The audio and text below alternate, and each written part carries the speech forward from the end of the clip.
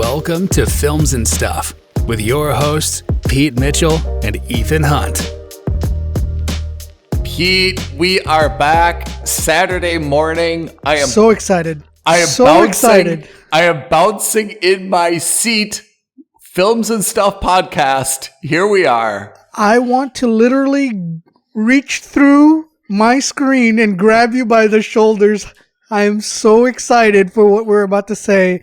And I have to say, Ethan, I mean, we're oftentimes right, but it's rare that we're this right. And I mean, not just this right, but this far in advance. I think this is going back to maybe 4 or 6 weeks ago. Hold on. So we are talking about For All Mankind. Oh, right. Season 3, episode 9, the penultimate episode of the season. Spoiler alerts.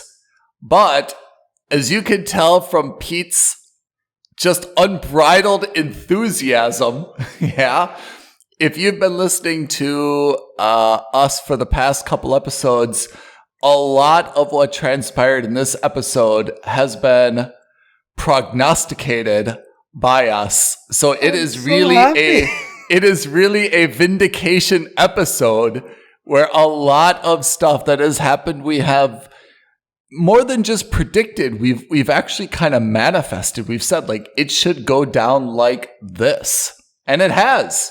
In a lot of ways. And in some ways it hasn't.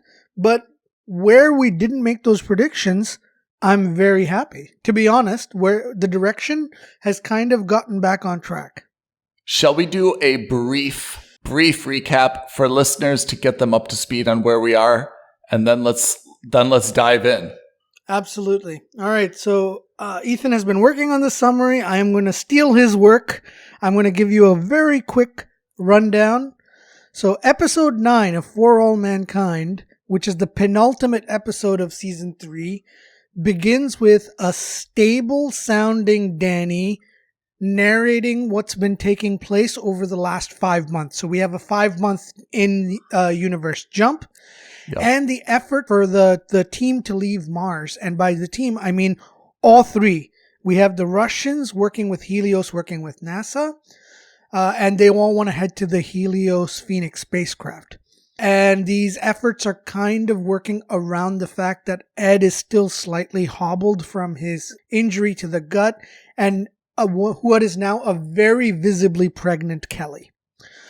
So on Earth, we have 3 major plot lines. The first is that Larry has decided to reveal his indiscretion and reveal the affair that he was having so that he takes the power away from Ellen's detractors in Congress.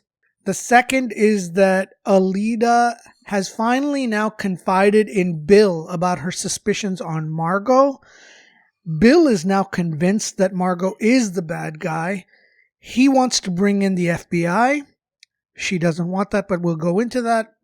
And thirdly, the Helios board has lost their confidence in Dev, and they're tired of trying to rein him in. They think that he's kind of lost his mind in terms of what the company is meant to be doing. And so they want to remove him as CEO and replace him with, of all people, Karen. I do love Karen. We'll get into that. And so ultimately, obligatory. Spoiler alert, the episode ends on 2 bombshells. 1, Ellen refuses to let Larry take the bullet and decides that she's going to throw herself to the lions by admitting to everyone that she is in fact gay. The second major bombshell, and this is the one we predicted. We did. The Martian crew decides they need to get a piece of machinery from one of the probes that Russia has sent up in the past through other countries. They find that there is a North Korean probe very close, only 9 hours away from their landing base. They go there and they find, dun, dun, dun, footsteps. Here it is. And here it is. They look up to find a North Korean astronaut pointing a gun at them and then fade to black. And it's a black gun. Remember, we had some time ago when the first NASA astronauts brought the M16s, they had to be painted white so that they didn't melt. So I thought that was funny that there was a black colored weapon on Mars, on the red planet. Okay, Pete, where do you want to begin? Oh my God, let's start with the best. Where do you want to begin? Let's first of all, I'm sorry to say this, but I think my arm literally is broken from patting myself on the back and from patting you virtually on the back because we called it. Yeah. We said that there needs to be a fourth country on Mars, and it would be great if, the big three-way space race was all for naught because someone else had beat them up there. That didn't come true when they landed, but now we find that it actually kind of did come true, that there seems to be at least one North Korean on Mars. And not just come true, but to the point that literally on the 4th of July, Ethan and I sat and discussed on this very show that what would make sense is that they made a point of saying that North Korea launched a probe. And I said, hey, what if it's not just a probe? Yeah. What if it's a manned mission, but we don't know that it's manned because maybe they put someone in hypersleep in there or whatever kind of sleep in there. So no one would figure it out. I'm super happy about this because obviously it vindicated us and it showed that we were following kind of that little clue that they gave. But practically, why is it that North Korea didn't make any statement? Why is, as far as we're aware, there's been no statement at all by the North Korean government in terms of, hey, we're first or we're even there, right? That's true. Isn't that kind of strange? Yeah. So I think you're absolutely right, Ethan. And I think there are two, let's say, logic plot holes with this.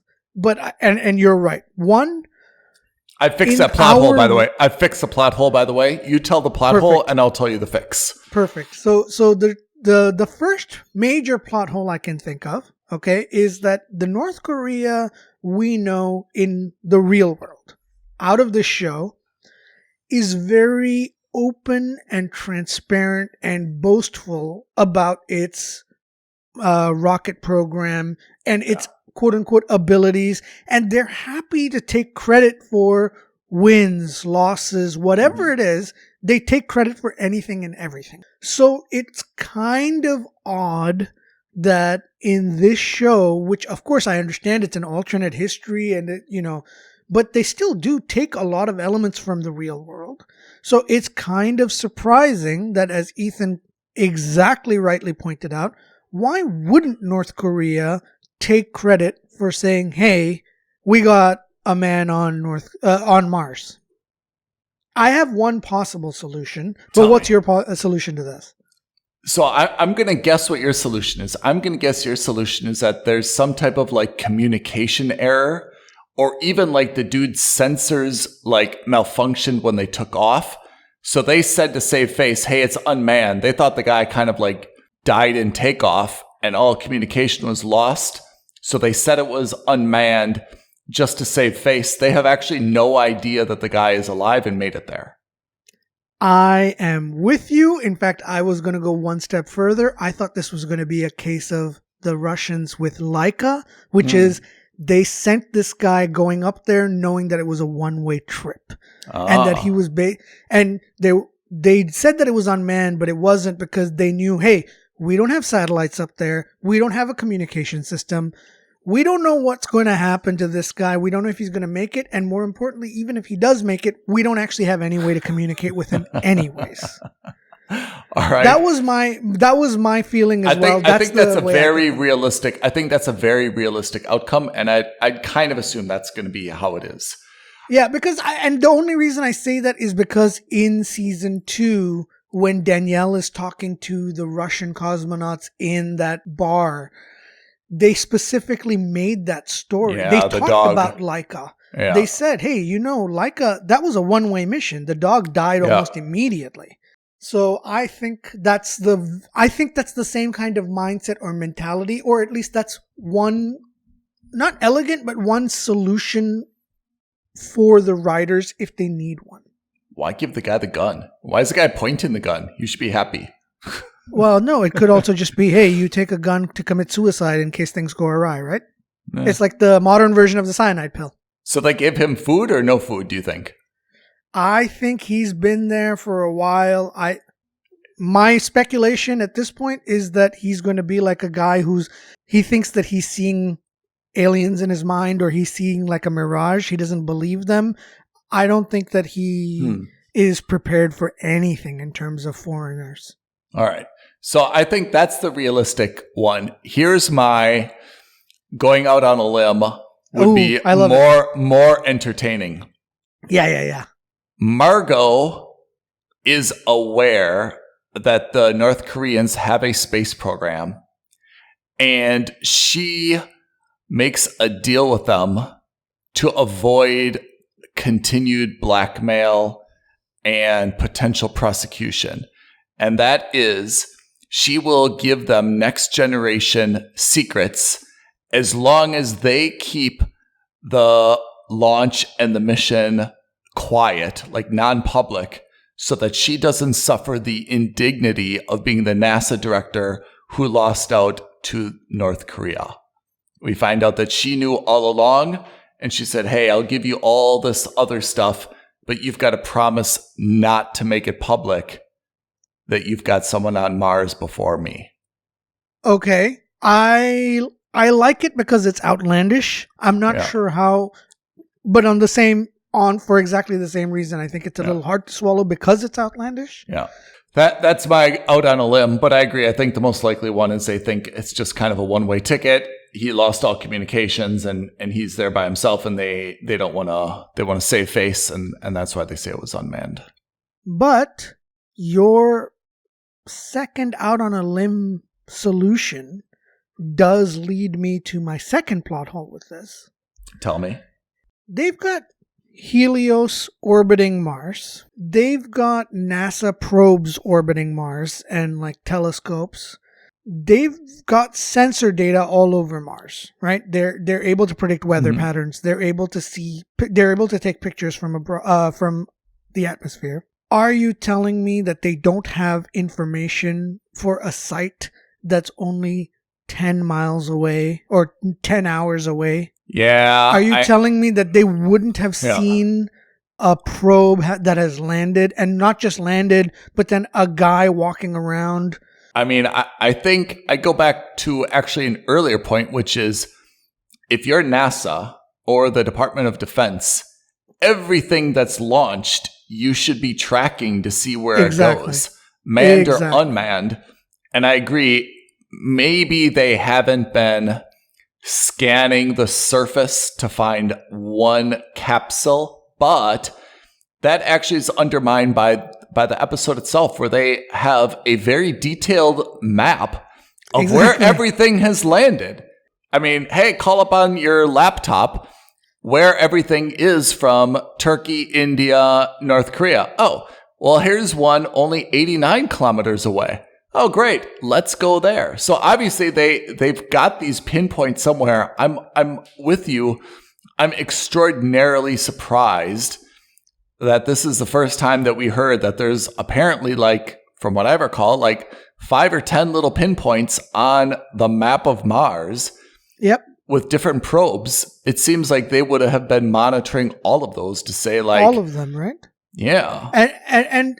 And you can't turn around and say, well, it's one probe. Maybe they don't have sensor data that's detailed enough. Heck, if you can find an aquifer of water that's underground from the atmosphere, how can you not find a metal probe that's on the surface? I agree with you. I think that's absolutely a plot hole.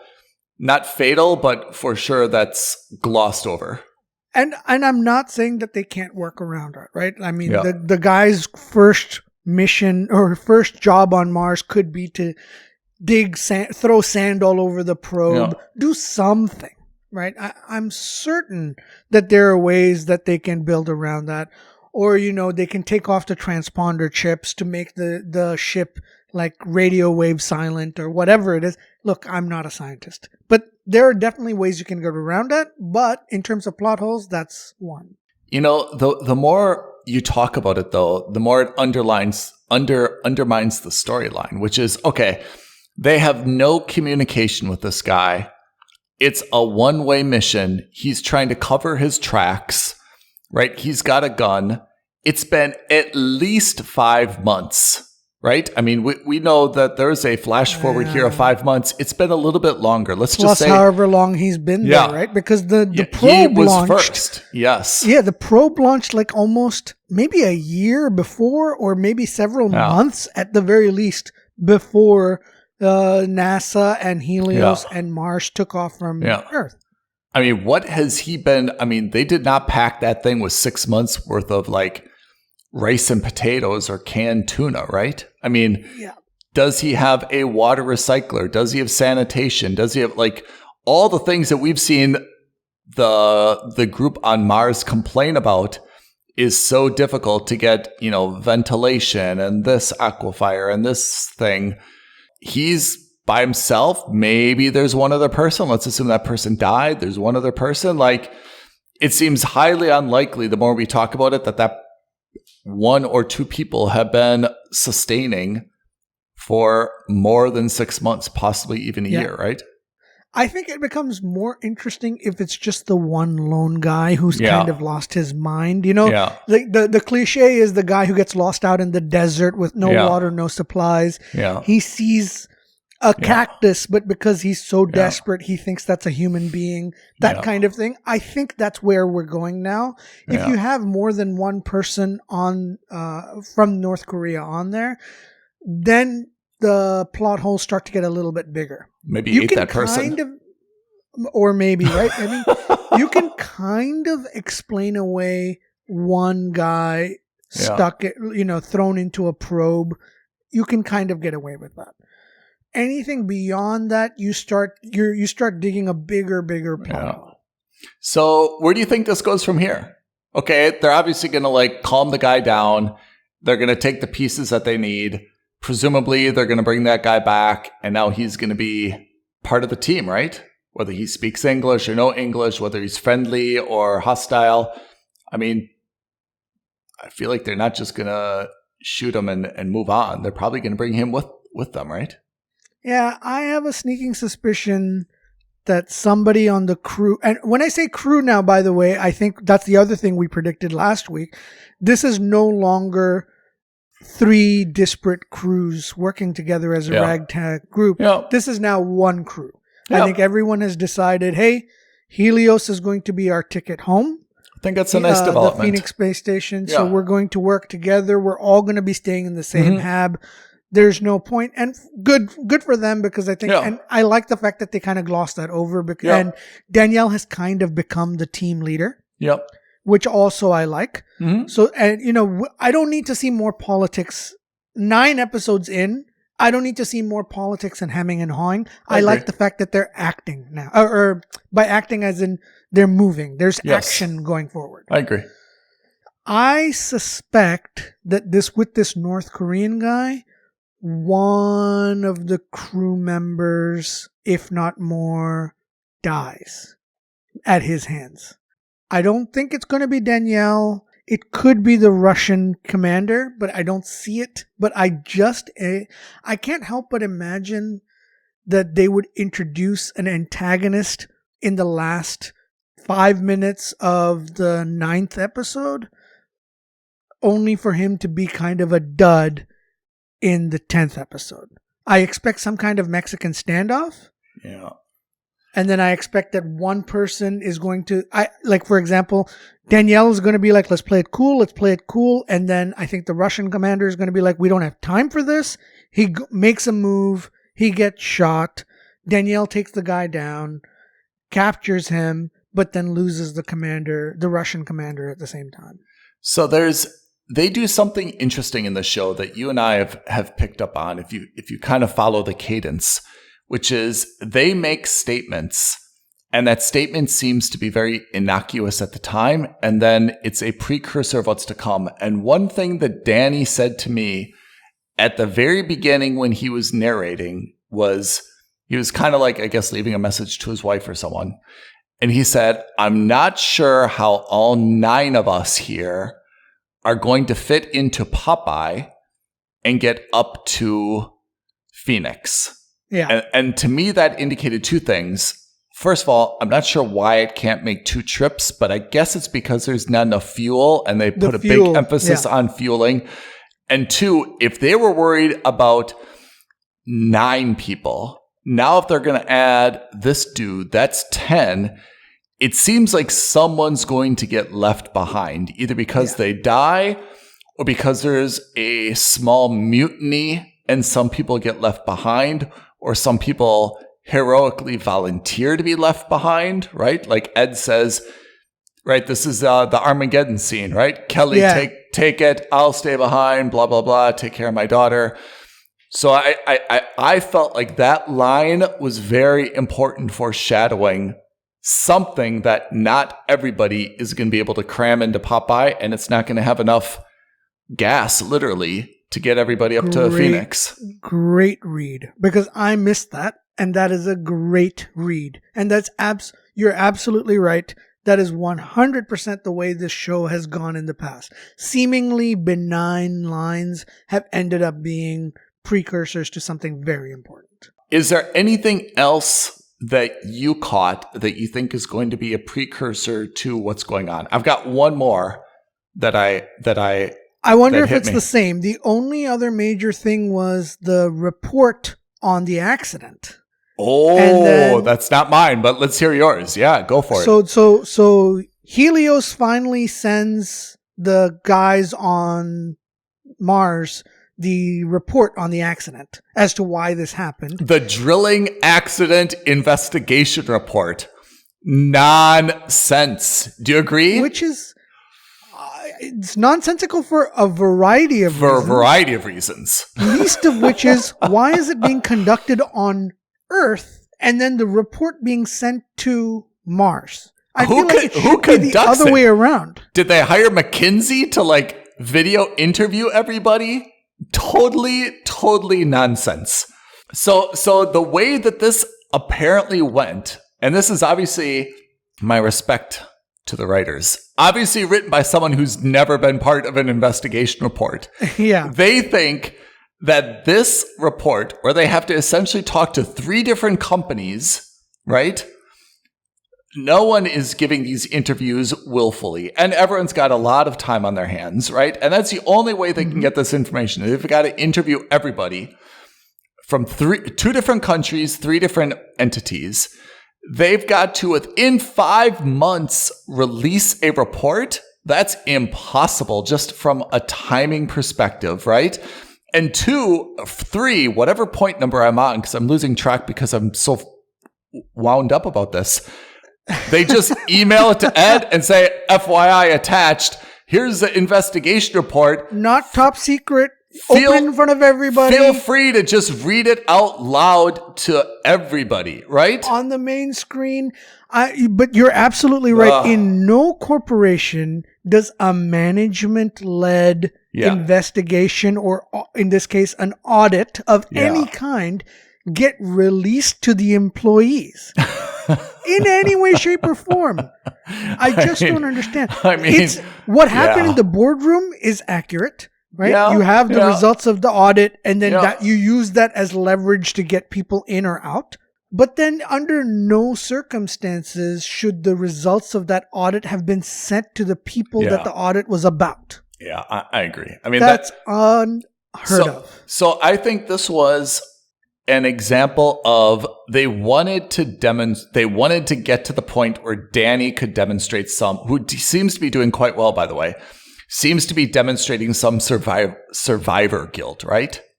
Yep. They wanted to get to that point, and that's how they did it. I think there's other ways to get there. But I hear that point. But I also have to say, if the report said, hey, this is Nick's fault, I'm not sure I disagree with that. Nick was a casualty. God bless his soul. But it actually was his fault. Ed said, hey, Nick, you're in charge. Nick is next to a obviously coked out, unstable, unreliable Danny and says, hey, Danny, watch this while I turn my back on the other side of the room, that's entirely Nick's responsibility, actually.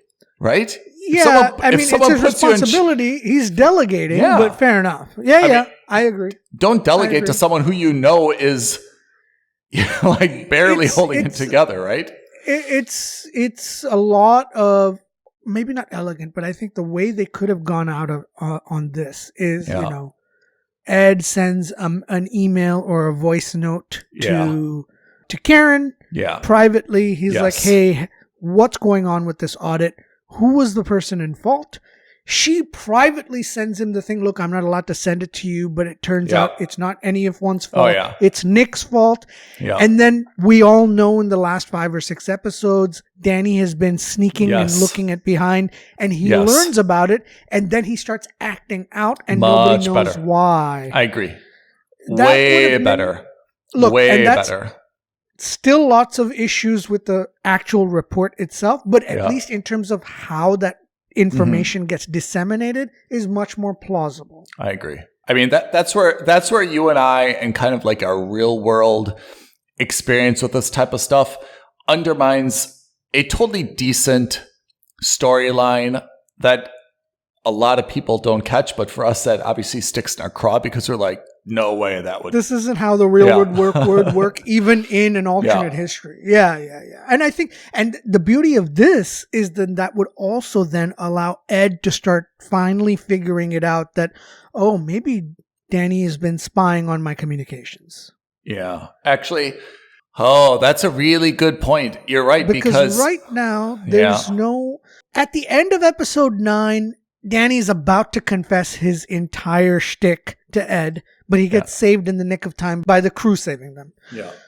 Now we move 5 months forward, and Karen hasn't admitted to Ed what's going on, even though she promised she would. And Danny hasn't admitted to Ed what's going on because, well, he got saved and he didn't want to now. So again, we're back in this holding pattern with the 3 of them, which, I mean, I'm you're happy going to do that in episode 10, that's fine, but it has to be done this season, because if this continues for another season, you've now stretched something out like a soap opera would, and that's not what the show is about. So I have to say, I like this version of Danny much more, right? I really like the put together, helpful, like, this is the more heroic type Danny that I want to see. He's much more likable in this episode, and I think that's his sweet spot. I really hope that he stays in this headspace and he doesn't go into this really weird downward spiral again. Yeah, because he feels some type of like guilt over the Nick thing. I really would have, I was happy where he was now, and I even would have liked someone to have said, hey, we're really proud of how you pulled yourself together. I needed you to step up and be a leader. And because he's, that first scene, we really see him, doing a good job. He's got kind of like a good sense of humor. He's very personable. He's diligent, hardworking. Like, I like that version of him. And that's what we need, is to focus on all these other parts and not kind of the historical Earth-based drama. He's over the last, how do we say this? Over the last 5 episodes, maybe a little longer, he's kind of been shown as like this bad guy, but like in a very nasty way. I think he comes off better as a character, not as the outright antagonist, but as someone who's like, look, I'm the good guy who made a mistake. I agree. And I'm suffering because of this mistake. And rather than in the last couple episodes where he was like, no, I'm the bad guy. I'm spying on you. Yep. I'm a voyeur. I'm taking drugs. Yep. And I nearly killed the antagonist. Yep. It goes too far. Yep. Let's shift back to, I'm the good guy. Yeah. I broke up your marriage. Yeah. I shouldn't have done that. Yeah, I agree. Right. And then let me work on the guilt of that. Yeah. He didn't feel guilty about that, which is the problem I was having with him. Yes. In fact, he was spiraling further and further away into villainy, into that. And now he's kind of been like, okay, now I've made 2 mistakes. One, my mistakes has been now pinned onto Nick, which I don't like. so I'm going to be resentful about it, but I'm the good guy. And the second is this infidelity thing. Those things have to be kind of addressed in this season because, again, it's got to give closure at the end of the season. If this is another looming plot thing for next season, I'm not going to like it at all. Totally agree with you. So let's turn our attention to Helios. What do you think of this boardroom drama, the executive drama, the potential sale of Phoenix to NASA? Is this compelling storyline or this is just plot filler? This is not compelling, but this is for two reasons. Okay? Actually, three. The first and maybe most important is I hate Karen. But we forget about reason number one. Disagree. Respectfully. But I come down to this, right? So the point is that Helios is run as this private corporation, and Dev is the guy who's like the outlier, right? He's the unconventional CEO that the board has hired. Fine. And now the board wants to get rid of him and put someone in who's more conventional. Excuse me, Karen isn't a conventional CEO either. She went from being, and again, no disrespect, but she went from being the astronaut's housewife to a bar owner to a space tourism owner to now the CEO of Helios. This is like the definition of Americans failing upwards. In the sense that there are skill sets that it takes to be the CEO of any corporation. And certainly the bigger the corporation and the more important the corporation, the bigger that skill set is, or at least the more specialized that skill set is. So far, except for the fact that she's proven herself to think a little bit outside the box, which guess what? Dev already does. She hasn't really identified or shown anything that would lead me to believe that she would be a better leader than Dev in any regard except for one, which is to say she may be a little bit more grounded in terms of numbers. So I hear your points. Let me counter that by saying she has not actually been appointed as the CEO. It seems like the board is just kind of like tossing it around. Yeah. Could this be setting us up for two or one dramatic things? One, if Dev is ousted, he goes to Russia, North Korea, somewhere else, or starts his own competing entity. I think he Steve Jobs it, yeah. Or is this now the vacancy and you say Karen's not qualified, but you know who is? Ellen Waverly, who may be looking for a new job. Is this the way that they open up that and Karen says, hey, I'm not the person, but I'm pretty good friends with someone who is, and she has a good resume and is looking for a job. Maybe or will certainly be in the next 2 years, right? Maybe that's how it goes. And Ellen says, hey, I don't want to run for president again. I do have a lot of support now. From what they indicated, it's not like she's going to be impeached or not voted in again. I think they're a little bit silent about it, but it doesn't seem like there's a huge backlash against her. But maybe she says, hey, I don't want the scrutiny. I did my 4 years. I want to get back to my roots. This is a great job. I've obviously got a huge disaster on Mars. This is what I think I can do best. And she takes that job. And I'll tell you, if there's one person who can convince that board that we should be going back to Mars, because they kind of now want to contract and say, hey, let's get back to our core operations. So silly. Let's continue mining on Mars. If there's and whereas Ellen, who has been fighting to keep going to Mars with the government, I think if there's one person who that naturally fits, Ellen is the right person to say, hey, board members, I'm the ex-president of the United States. Believe me, funding is no longer going to be an issue. If this bill passes, as she said, NASA's never going back. Yeah. So essentially, Helios would say, "Hey, we've got it entirely to ourselves." And then you get the entire. So she'll be like, "Listen, you can monetize the entire planet as far as we're concerned now. You've just got to share it with North Korea." or Russia in this case, right? Whatever it is. So I worry a little bit about the fact that Karen may in fact finally decide, yes, I want to be the CEO, because she always seems to be striving for more. Yeah. But I think one of her core problems is she doesn't know actually what she wants, and that's where she was getting all this ennui from. And she's like, when is she ever going to be happy? You know, you could also envision something where she's kind of like the interim CEO, and she finds out like all the stuff that she has to do is not what she enjoys doing. She enjoys being kind of the deal maker, right? And she's like, oh man, like board minutes and resolutions, and I've got to do this thing and this thing. She's like, budgeting, and investor presentations. This, yeah. And She's that. and she's like, look, this isn't for me. You know, leave me to be biz dev. Leave me to be COO. Let me negotiate with Russia. These are the things that are in my wheelhouse, and more importantly, these are the things that I'm happy doing.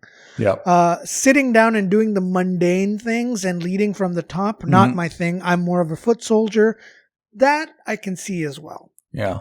How do you feel about the board? I mean, do you see their perspective? So it comes down to, and I know we've never really talked about it in the show, but it comes down to money, which is to say, if the board is really hurting for cash, I understand where they're coming from. Yeah. I totally get it. They want to make the sale. They don't of the spaceship. They don't want to make the sale. They don't know. And we've talked about this a couple, maybe more than a month ago, maybe 2 months ago. We were asking, what is the financial reasoning or logic behind Helios even being in Mars? Are they mining? Are they setting up tourism? What are they doing? We don't really know even to date. We kind of got the idea that on the moon they've been mining, right? They talk about helium-3. Yeah. So one of my feelings is that on the practical side, I get what they're saying. But, if you're a private company and if you have the funding, I say go for, shoot for the moon. Well, hold on. There's a few things to unpack here. And again, we're in a good position to do this. They say our share price is tanking. So that means it's not a private company. All right, that's a mistake. It's either a public company, or it's private, right? But they make this mistake, right? I hear their point about it being a private company, and it has a lot of expenditures. But I think what the board said made a lot of sense in some ways, but I'll qualify it. First, what they said is, hey, we've got to get back to basics. We tried going to Mars. Let's not do that again.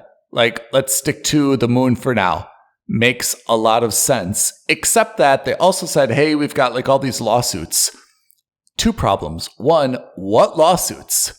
NASA's suing you? No. Russia's suing you? No. You had 2 employees die? That's not a lawsuit.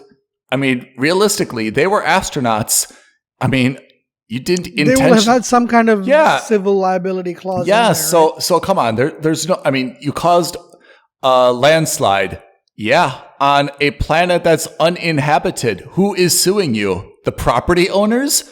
The homeowners? There's nothing there. So this is nonsense, one. And secondly, I think that, Dev came back with a very good comeback, which is, hey, how many people died in the original Jamestown? You've got to keep going. And he was right about it. He was absolutely right about it, which is, we've got to go on. And then my second point is, though, how is this company not making money? Because they have Phoenix, they have Popeye. They must be saying to NASA and to Russia, hey, you want your guys to come back? We need $2 billion. Yeah, that's the cost of housing your team is $1 billion Russia, $1 billion NASA. So it strikes me as totally unreasonable that they are not kind of breaking even on this trip. There's no liability. It's an expensive trip. Yeah. For me, the worst case scenario is that this mission all the way through to Mars, including the death of all those people on the Helios side, the worst case scenario is that they break even financially. Yes. Because at some point, you're absolutely right. I would issue an invoice to NASA. I would issue an invoice to the Russian Space Agency and say, hey, guys, we can't do this for free. We're happy to do this for our own employees because that's a cost for us. That's an internal cost. We will bear that. But we can't keep taking more and more people on. And guess what? The variable cost for something like this is much, much higher. I absolutely agree. And you know that they're going to pay that. And then, you know what? There's something else that you made me think about. Dev's position is totally wrong. Why?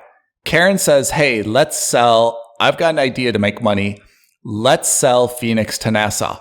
And Dev, who just gets done pitching to the board this new Calypso. Oh, the latest ship. Says, no, we can't sell Phoenix. Why? Phoenix is going to be obsolete. It was a hotel. You bought it only because you were desperate. Why would you not want to sell that old floating hotel and put the money into Calypso? That would be what something purpose-built. Yeah, that would be what Dev wanted to do. So it just didn't make sense to me that he was so opposed to selling Phoenix. You're not going to use it again. Build Calypso. This is what I mean by saying that in this regard, I do think Karen is a little bit more grounded in reality, which is to say, hey, listen, at the end of the day, cash is king. Cash is king. And, you know, we all know that cash flow is what basically kills a company, or lack thereof anyway. It doesn't make sense to me. You're right. On a business perspective level, that kind of pushback doesn't make sense to me. Yeah. Let me highlight one other line that I caught, and you tell me if this is foreshadowing something that's going to happen. There was a scene where Kelly is in like the sick bay, and you know they're giving her all the diagnostics, right? Checking out her pregnancy, and obviously it's public knowledge worldwide that she's pregnant. So it's good that this hasn't become a drama yet. And they say something like, "Hey, how is she going to fit into her Helios suit?" Well, we haven't figured that out. And then the Russian dude says, she should wear a Russian suit. We've got... It's more stretchy. He basically says it's made out of spandex, right? Yeah. Yours is made out of hard plastic. Ours is made out of spandex. It will fit over her pregnant belly better. And Ed says, hey, that's not a bad idea. I don't know where that's going, but I thought that was so unusual that it's going to somehow be when she lands, they want her to be wearing like the Russian Russian uniform. Yep. And it's such a great catch because I did remember that, but I didn't think anything beyond that. Yeah. And that's a great point because such a throwaway line, especially because Ed kind of looks off into the distance and says, you may be right. Yeah. Or actually that's a good idea. Yeah. And you're absolutely right. The picture of a pregnant American astronaut wearing a Russian uniform is powerful. The kind of propaganda that Russia would love to have. Yeah. I'd be like, hey, wear whatever suit fits. Like, it doesn't matter. You know, like if the shoe fits, if the glove don't fit. Anyway. Where do you want to go first? I've got two other major things. One is Margot, the other is Oval Office recording. Which one are you? So let's do Oval Office and end with Margot. I think the Margot is spicy. I found this whole thing, and I wish we had a constitutional law expert, but I found this whole thing about the Oval Office recording a little bit unnecessary. Absolutely. I mean, they're pretty stupid talking about this if they know that everything is being recorded. Two, if things are recorded, there is executive privilege. They're not going to be able to, I would think, get a copy of this recording. Yeah. I mean, then they talk about, should we erase it? Should we redact it? I thought this whole thing was just a little bit unnecessary. I thought it was better that Larry said, hey, when my boyfriend gets out of rehab, like, he's going to turn on me. He's going to turn on me. Yeah. So we should be prepared. But I thought that ending was pretty powerful. I have to say. I thought that was pretty powerful. I have to say, I think the tapes thing issue was more just a means to an end. Yeah. I didn't think anything of it. I think it was just them kind of using that flippantly as a way to remind you of, hey, remember, and not just in the past, but even in the very recent past, we've seen missing tapes / records, 16 minutes of silence or whatever it was. I can't remember. Yeah. So that's why I kind of fobbed it off, which is to say, it's fine, whatever. If it gets you to get to where Ellen ends that speech. And the moment he admits that he was going to just say, hey, I've been cheating on my wife, I'm the bad guy, she had nothing to do with it, I knew she was going to step in on that podium and take the bullet for him. I agree. But can I go back just one step? Let's go with his plan, right? Yep. And his plan is, hey, I'm the first gentleman. I'm going to go up and I'm going to admit that I had a homosexual affair with a staffer, right? How does that possibly put her in a better position? Like, it's not like, okay, well, he did it. Let's just get that bill approved, right? Or let's get the bill vetoed. I would feel if he would make that admission, it would set off a circus. She is absolutely not in a better place. First female president. I think she comes off worse. I absolutely agree. I think she should have said, like, whoa, wait a second. You're not just admitting that you cheated on me. I'm the first. I mean, I don't think there's ever been a spouse who's cheated on a president openly.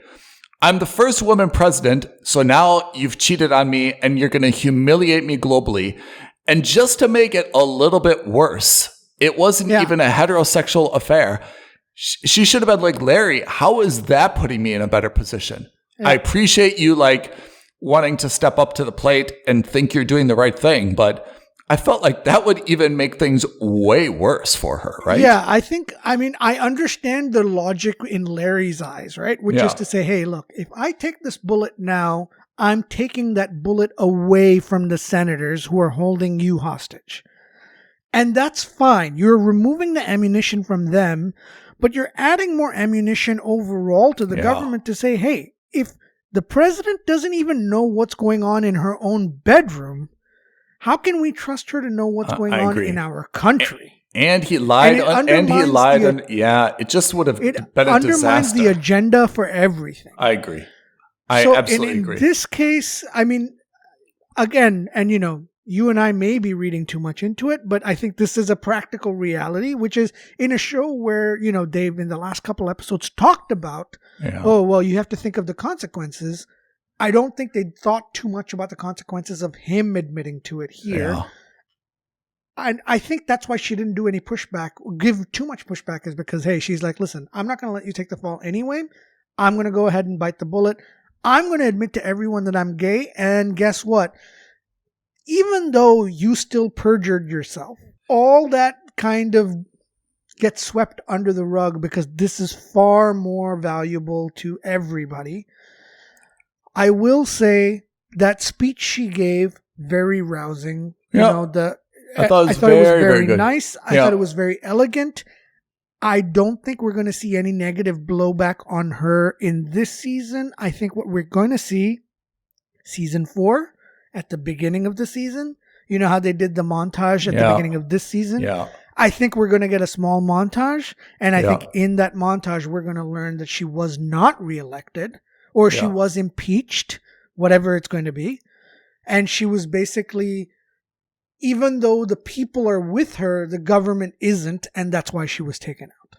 Yeah. So she's going to come out as Bill Clinton-esque, which is to say, gone in disgrace governmentally, but not in the eyes of the people. Yeah, I think that's right. So now shall we turn to maybe our favorite part, Margot. Yeah, I can't believe it. I have to state, can I just start off by saying... Make a statement. What did Alita think was going to happen with this investigation? You know what? I've got the exact same thing, which is I felt like she wanted the decision taken out of her hands. She's the one who approached Bill. She's the one who walked him through the whole thing. What did she think was going to happen if she convinced him that she was right, he'd say, oh man, well, that's stressful. Like, good luck with this. And he's just going to walk away. Like, I felt like maybe she was protesting because she wanted to, it was like a fake protest, and that she just didn't want to be the one to rat out Margot, and she knew she couldn't do it. But I felt like she was so openly, didn't make sense. Pissed off at the FBI. I get that, they harassed your dad or whatever it is. I don't know. Okay, fine. Let's assume you hate the FBI and don't trust them at all. You are now in the situation you're in where you're convinced that Margot has committed treason. Yeah. You've got the evidence. You've figured it out. Yeah. All right. You've put 2 and 2 together, and you're the only one that's figured it out. What did you think was going to happen? You were going to talk to Margot, and then Margot was going to break down in tears, and then Margot was going to give herself up to the police? That was never going to happen. And even if she gives herself up to the police, what's the benefit of that? What does Alita want out of this? I feel like she doesn't exactly. I mean, no matter what, because this is a treason case, or at least an espionage case, no matter what, the FBI is getting involved. And that's what they said at the end of the episode. They said, listen, even if you're not in it anymore, it doesn't matter. The ball's rolling. We're gone. You can either help us push this over the goal line, or we'll get there on our own. And then, she goes off and throws her little hissy fit, tears down her wall of evidence, which is, fine. And then she blames a little bit on Bill, and obviously it's nothing serious, but what do you expect Bill to do in the same situation too, right? Yeah. I would have liked it. So first of all, did you find it a little bit strange that she's worried about someone disclosing confidential information to the Russians, and she's basically showing all the information to Bill? Who works at a competitor? Kind of. No, not really, because, he's kind of like they're good friends, they were colleagues, and more importantly, they were colleagues at a time when all of this was happening. I get it. So I think it went a little, I was going a little bit overboard on trade secrets, but you see a little bit of the irony, hey, I'm going to disclose all this confidential information to you so you can help me assess whether or not someone gave confidential information to someone else. Wait a second. Yeah. In a way, you're actually doing the exact same thing that you're trying to investigate. You're doing the same wrong behavior. But anyway. Yeah. I would have liked that Alita brought Bill in, and bravo to Bill for having finally a good scene with a few lines, right? And the cojones to do what's right. And obviously is the adult in the room, and then maybe that's why he was her boss at one point. And I would have liked Alita to do this mock protest, but then we kind of see her after she storms off, we kind of see her leaning against a wall or something and doing some type of facial expression or smirk where she's like, that's exactly what I wanted to have done. I just didn't want to be the one to do it. I wanted to be able to tell Margot with a straight face, I didn't go to the FBI. I didn't have anything to do with this, But I felt I don't see that for her. I don't see that for her, though. I think that's a little too calculating, and almost because the thing is, the one thing about Alita was since she was introduced to us in the show as an adult, she's always been straight to the point. She's always shot from the hip. And she's never been that, that person. In fact, that's why she got sacked from the NASA program the first time, was because she told her boss off and she wasn't happy with things. Remember, that was the reason that she used to get into fights with Bill as well. All the more that her inability to take any action towards Margot is just... it's a bit weird. It's befuddling, right? It's a little weird, but kind of maybe understandable because Margot was her mentor. Yeah. She brought her into the system. And then on top of that, the people she would have had to work with against Margot are the same people she hates the most in the FBI. So I kind of get that. I don't agree with it, but I kind of get that. For someone who's as smart as she is, I would have just been like, well, what did you expect? Yeah. Right? Of course the FBI was going to get involved. So why are you now acting petulant and shocked about this?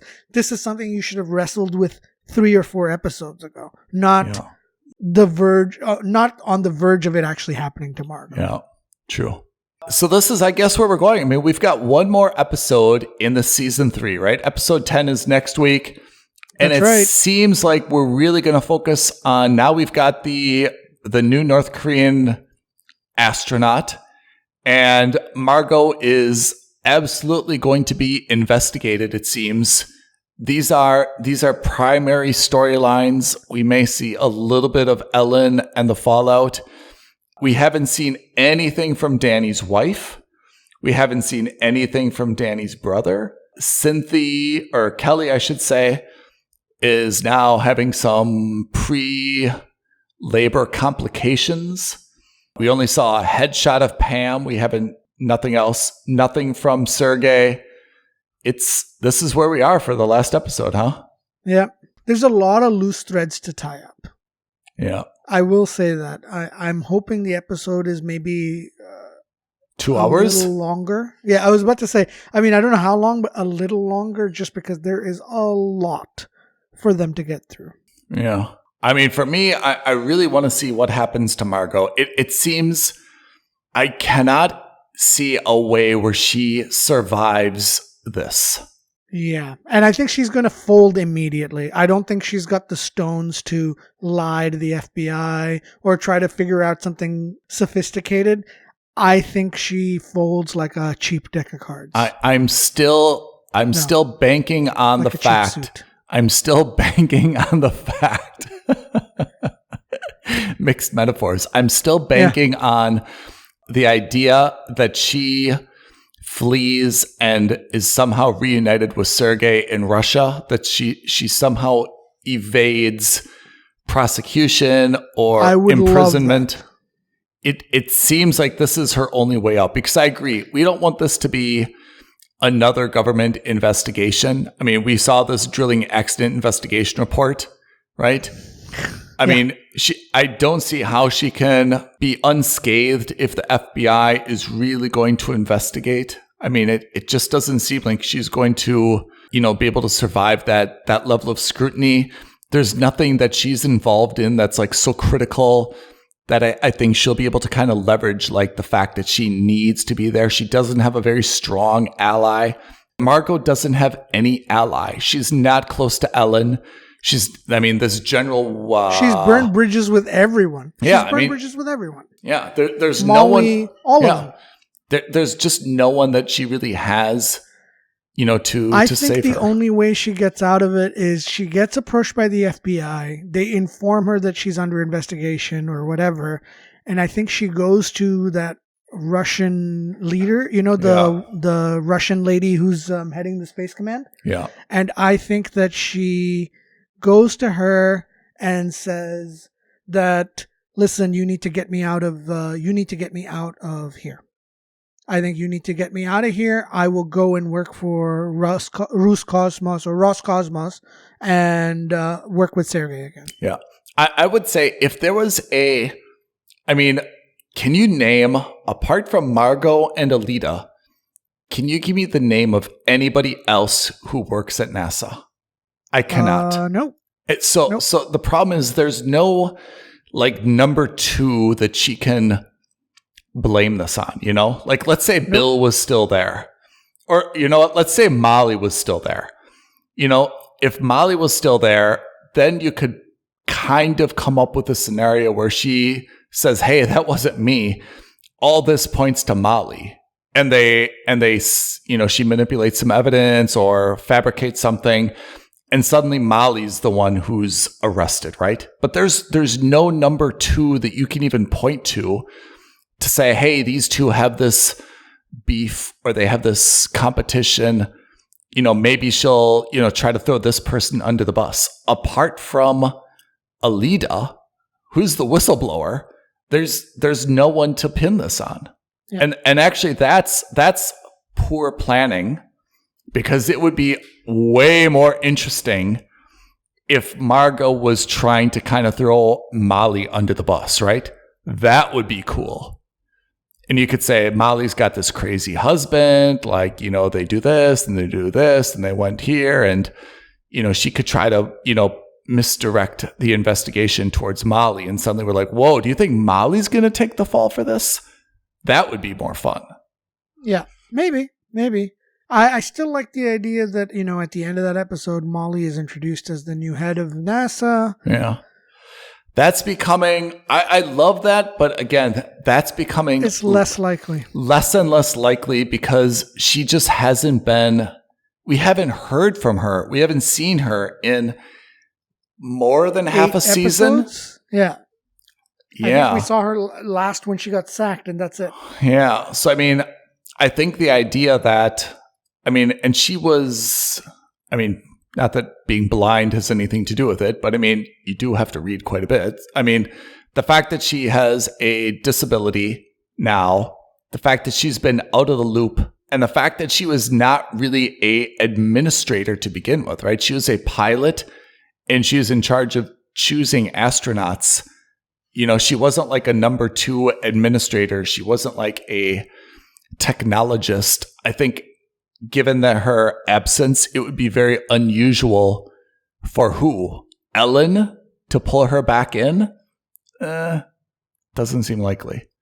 It seems more likely that they'd take Dev from the private sector and say, hey, we need fresh thinking. Oh, man. Can you imagine what a twist that would be?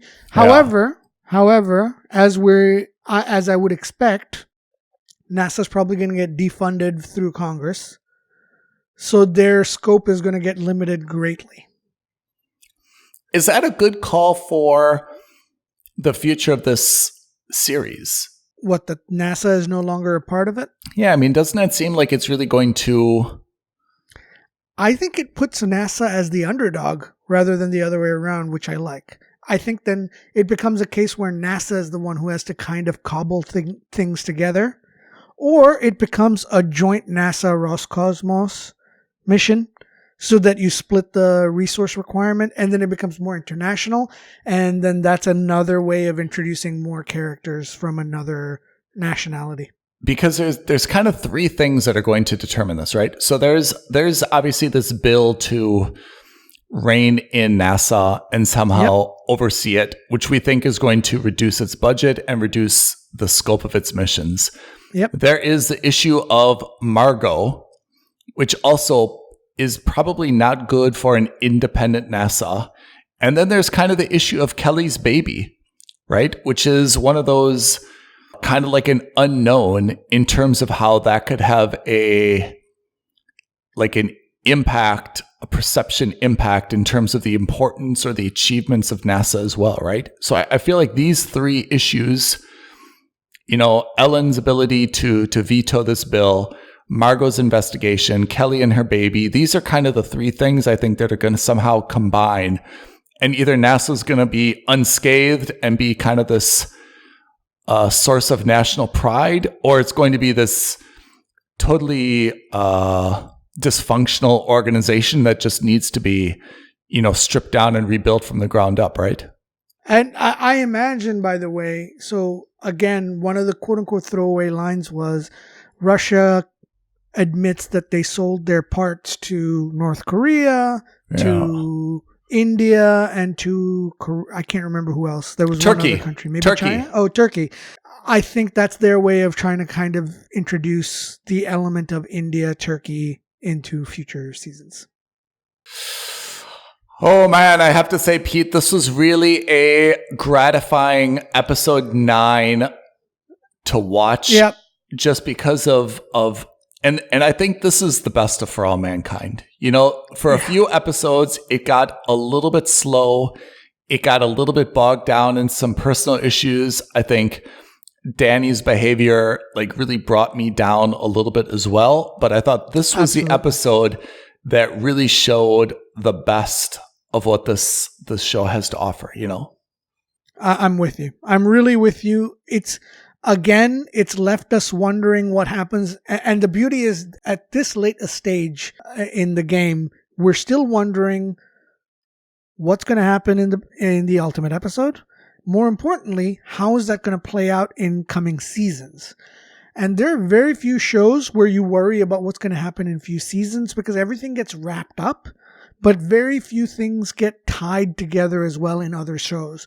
This one, they do a really good job of kind of indicating where we're going to be in season 4 or the next season. Yeah. But we still don't know anything, which I love. Yeah, we still need, as I mentioned before, more people, although now we're getting a North Korean, and we also saw Dev's college buddy. I don't know his name at all, but at least he had a scene. We may get Sergey back, who knows, but we may get Pam back, who knows, but still I could feel like we need another person or two. Okay, so Pete, thank you for the time talking about For All Mankind. It was awesome. Thanks so much. Can't wait until next week. Super pumped, super excited. Guys, I hope you all are. If you are, tell us aloha at filmsandstuffpodcast.com or tweet at us at F&S Podcast. Tell us why you're super excited. Tell us why you're not excited. But I still think this is one of the best TV shows available to us on streaming at the moment. Honestly, it's so good. So good. Thank you, everyone. Thank you, Pete. Have a lovely weekend ahead, and we'll catch you on the next episode of Films and Stuff. Thanks, guys. Bye. Cheers. Bye. Thank you for listening to another episode of Films and Stuff. If you haven't already, please subscribe and review on Apple Podcasts, Spotify, or wherever podcasts are downloaded. Films and Stuff. There is no substitute.